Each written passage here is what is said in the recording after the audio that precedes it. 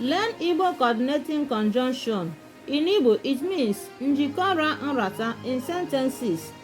Remember, coordinating conjunction is a type of conjunction we have in Igbo. We call it njikọra nrata, meaning they are equal.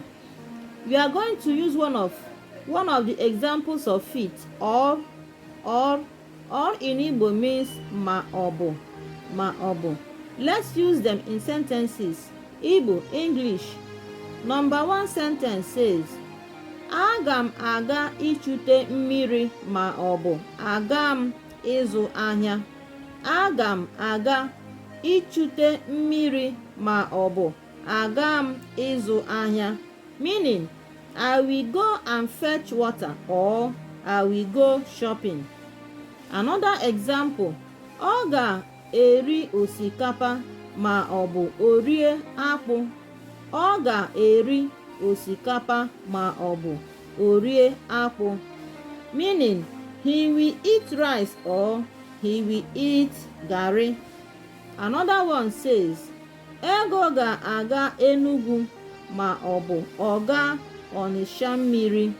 Ego ga-aga Enugu maọbụ ọ ga Ọnịsha mmiri, meaning Ego will go to Enugu or she will go to Onitsha.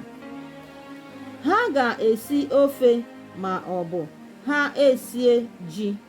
Ha ga-esi ofe maọbụ ha esie ji, meaning they will cook soup or they will cook yam. Ha ga-abịa maọbụ mụ onwe m abịa. Ha ga-abịa maọbụ mụ onwe m abịa, meaning they will come or I will come myself. Remember, we underlined the key word that we use in these sentences. Or in Igbo means maọbụ.